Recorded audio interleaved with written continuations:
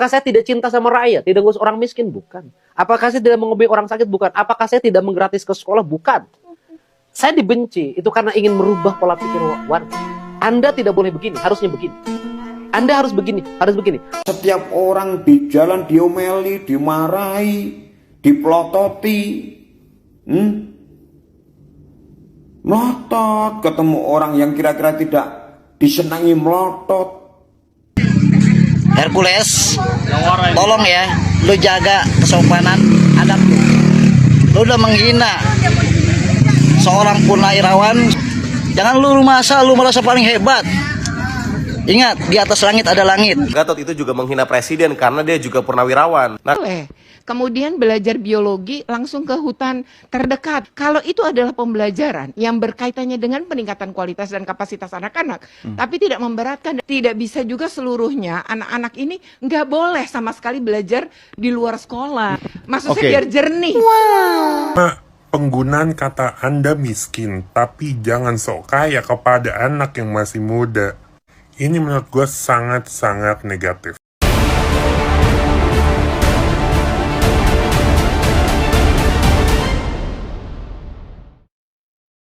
Tapi Gatot, makin panas saja, saudara Gatot, Nurmantio, Anda, saya tidak takut sama Anda. Saya tidak menghargai Anda. Ya, kok Pak Gatot kok Pak Sutioso kayaknya diam aja, Pak Gatot kayak orang kebakaran jenggot itu loh. Hercules itu premanisme, Hercules itu ormas preman. Saya bilang kamu yang preman kamu. Kamu bikin action sana action sini karena nggak laku. Iya nih, Hercules, tolong ya, lu jaga kesopanan adab lu. Lu udah menghina seorang purnawirawan, seorang jenderal, Bapak Sutioso, ya, yang pernah memimpin ini ibu kota DKI Jakarta. Jasanya banyak nih, waktu menjadi seorang perwira, membela kedaulatan negara, itu Bapak Sutioso. Nih, kami juga anak seorang perwira tentara merasa tersinggung, ya, melihat kelakuan ente Hercules yang seenak-enaknya ngatain seorang perwira Bapak Sutioso, ya, sudah bawa tanah. Pikirin itu nih mata lu, ya. Jangan lu rumah asal lu di sini lu pasang hebat gitu, paling hebat gitu. Lu banyak. Dan lu masih berani cuma dibawa ke tiak hukum. Lu jangan lu pikir orang Betawi ini takut sama lu, enggak. Orang Betawi lagi mantau lu semuanya. Kelakuan lu. Ada saatnya lu ya, nanti suatu saat. Kalau udah lu melampaui batas, kami Jawara Betawi yang akan bertindak. Ya. Udah dikasih angin segar, lu malah ngelunjak. Jangan lu merasa paling hebat. Ingat, di atas langit ada langit. Setiap muara ada buayanya. Kalau ada buaya kudu hati-hati. Setiap daerah masing-masing punya jawaranya. Di situ juga lu harus belajar saling menghormati. Hati-hati lo ya. Di mana itu bumi lu pijak, di situ langit lu harus junjung. Pamin lo semua. Jangan lu masuk paling hebat. ini gila sih, makin panas nih perseteruan antara Jenderal Gatot Nurmantio dan juga Hercules. Ya jadi Pak Gatot ini marah besar sama Hercules karena dinilai menghina Sutioso. Dan secara nggak langsung kata Pak Gatot itu juga menghina presiden karena dia juga purnawirawan. Nah karena pernyataannya Hercules ini akhirnya Hercules minta maaf lah ke Pak Sutioso. Nah yang bikin panas karena di tengah-tengah permintaan maafnya Hercules ke Pak Sutioso, dia juga menantang Bapak Jenderal Gatot Nurmantio. Katanya si Hercules tuh nggak pernah takut lah sama Gatot. Ya buat gue pribadi kan ini makin ngeri aja ya, ada ormas yang katanya Pak Gatot itu sebenarnya preman, ini nantang jenderal. Ya gue mikirnya kok nggak ada takut-takutnya gitu loh. Ya gue juga sih sebenarnya bikin konten kayak begini juga ngeri-ngeri sedap. Bro, Indonesia ini ada berapa provinsi? Adakah sekian gubernur di Indonesia kerjanya pakai konten di mensos? Ya hanya ini agak setengah orangnya guys.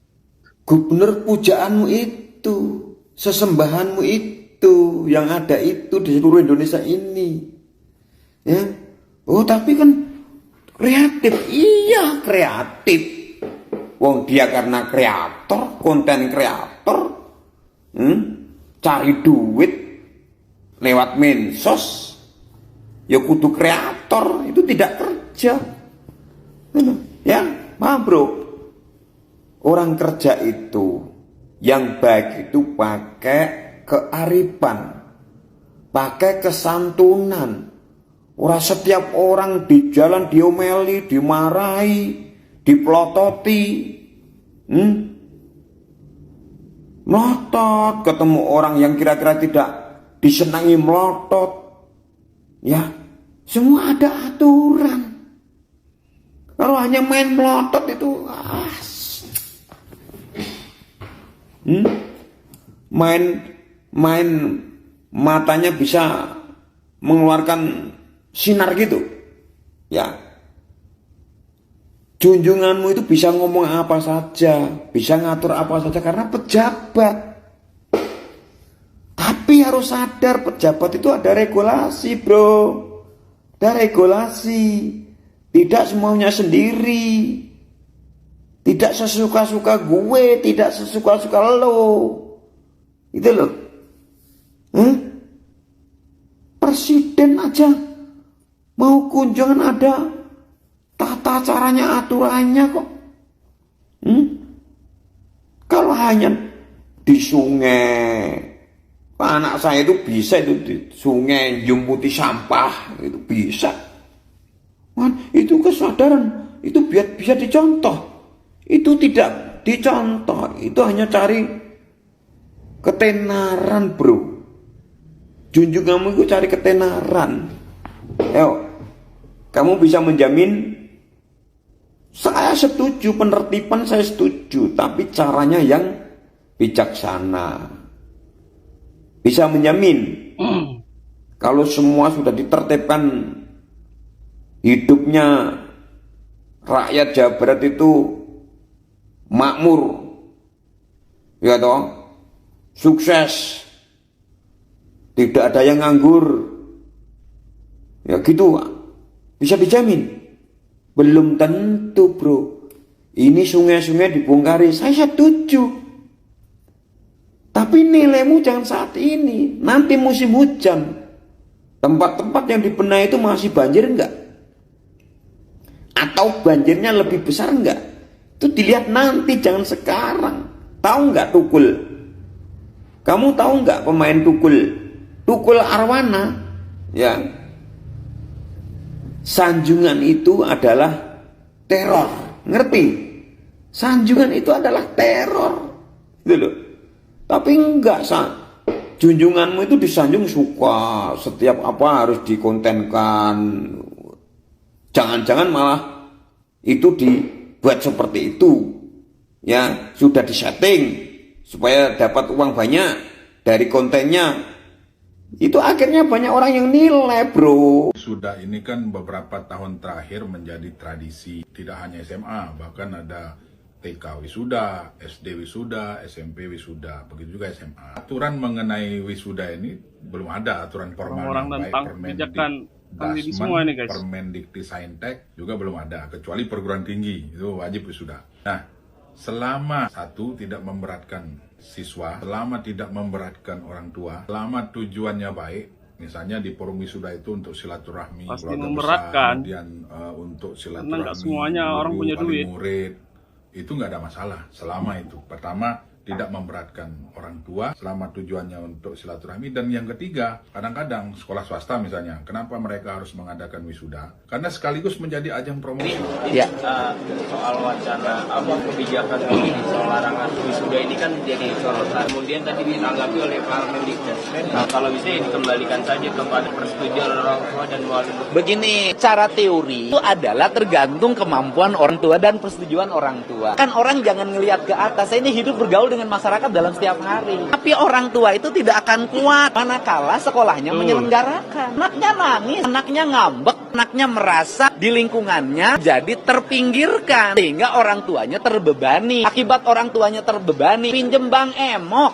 udah deh, pinjem bank keliling, pinjem pinjol, angka kemiskinan di Jawa Barat akan semakin meningkat. Bagi mereka yang hanya melihat di Jakarta, itu tidak akan pernah tahu kehidupan masyarakat yang real. Saya ini hidupnya di tengah-tengah masyarakat, dan saya ini tiap hari itu nanganin orang yang numpuk di rumah saya, di rumah dinas. 100 orang mengadu hal yang sama. Jadi bagi saya hari ini akan tegak lurus. Ia akan lebih mengutamakan lakukan pembelaan terhadap rakyat Jabar, merubah sistem hidupnya, meringankan beban mereka, dan mereka harus bersekolah sampai SMA. Saya tidak akan mendengar siapapun.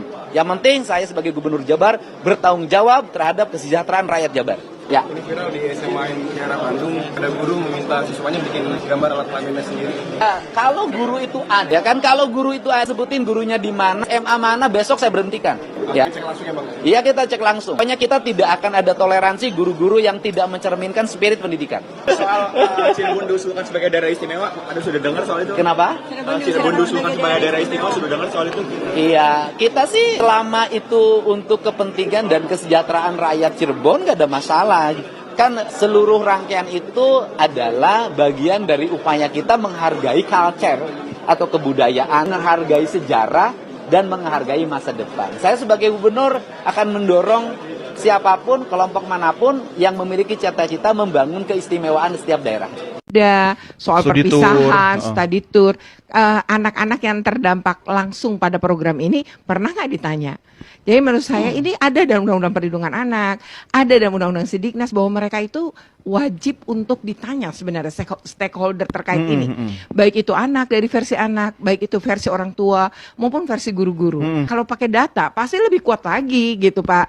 Dedi ini akan bisa bertanggung jawab. Data berkata ini begini. Data itu penting kok dalam melakukan kebijakan publik. Itu ilmu ya, bukan karena kata saya gitu. Pembelajaran study tour yang dimaksud tadi kalau emang memberatkan ya mari kita bikin ketentuannya. Karena sebenarnya peraturan Menteri Pendidikan membolehkan pembelajaran di luar kelas. Misalnya belajar sejarah.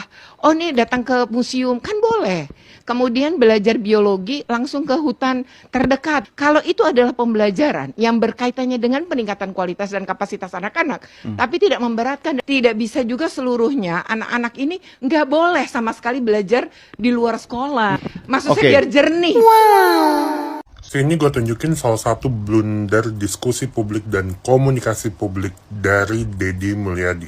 Minta pajak sama saya, padahal kan saya miskin. Apakah Bukan minta pajak, saya balik. Anda miskin, tapi jangan sok kaya.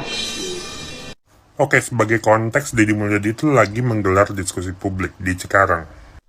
Awalnya membahas tentang warga yang tergusur gara-gara rumahnya itu ada di bantaran tanah milik negara.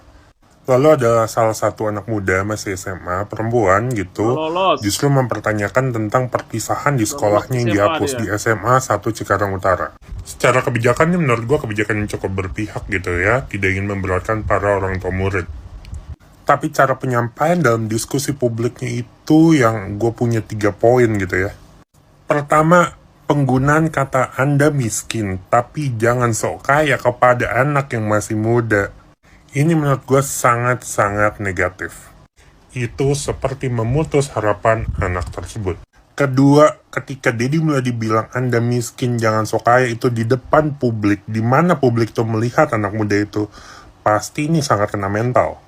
Ditambah lagi, dengan itu dijadikan konten video dan ditonton seluruh Indonesia. Itu merupakan contoh yang tidak baik. Ketiga, pola komunikasi politik seperti ini yang dilakukan Deddy Mulyadi itu bukan hal pertama di dunia politik. Ini sudah sangat berulang gitu ya. Pertama dipopulerkan oleh Ahok dengan gaya yang ceplos-ceplos. Tapi menurut gue di era sekarang is no longer relevan gitu Pak dengan publik. Dalam public spare-nya Habermas itu menyampaikan ini adalah esensi demokrasi gitu. Justru kalau ketika ada kebijakan nih, tidak ada yang pro, tidak ada yang kontra, maka kemudian demokrasi itu dipertanyakan keberadaannya. Dan tentu saja kepala daerah yang dikritik itu tidak boleh menciptakan alat kontrol yang berlebihan sehingga kemudian warga itu menjadi takut ketika akan menyampaikan pendapat, ketika akan menyampaikan kritik, dan jangan sampai juga ada kekerasan baik itu yang sifatnya verbal ataupun non-verbal termasuk di sosial media.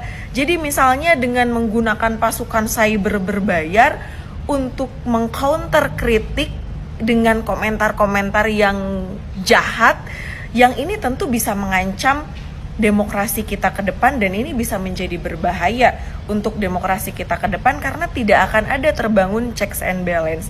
Saya ambil contoh misalnya ketika Kang Deddy Mulyadi membuat kebijakan untuk menghapus wisuda dan study tour. Jangankan kontra itu datang dari warga Provinsi Jawa Barat, dengan Kemendikdasmen itu juga bisa berbeda pendapatnya. Nah, berikut ini adalah komentar dari Bapak Profesor Dr. Abdul Mukti, Mendikdasmen berikut ini. Dan itu juga atas persetujuan orang tua dan murid, ya masa sih tidak boleh gitu kan. Yang penting wisuda itu jangan berlebih-lebihan dan juga jangan dipaksakan. Itu kan sebagai tanda gembira, tanda syukur gitu kan, dan juga lebih mengakrabkan orang tua dengan sekolah gitu. Karena bisa jadi orang tua itu ada tidak. Nah, jelaskan Pak Menteri bilang, jadi study tour ataupun wisuda selama memang itu bisa memberikan manfaat, ya tidak apa-apa, asal jangan memberatkan dan ini berlebihan.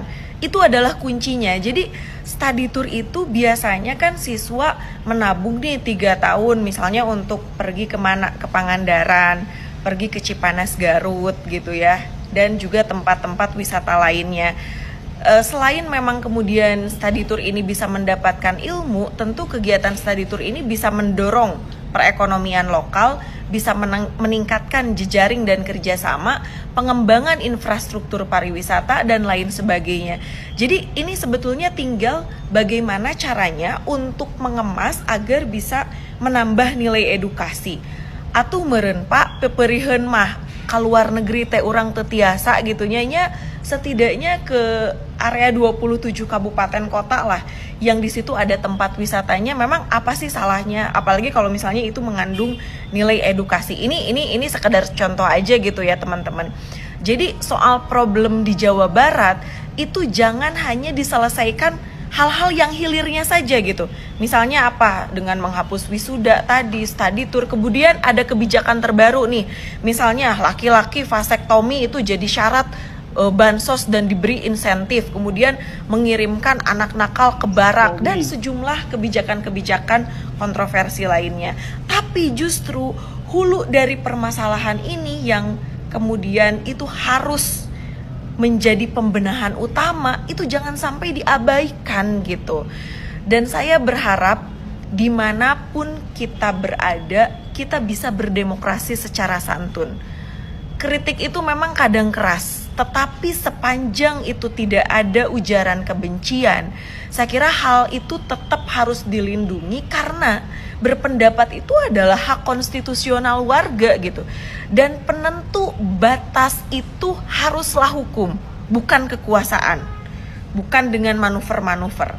Dan tentu saya berharap dengan pikiran yang terbuka dan wawasan luas kepala daerah, ini tentu menjadi kunci pemimpin yang teladan, bukan dengan populisme atau dengan gimmick kampanye. Gimana menurut pendapat teman-teman?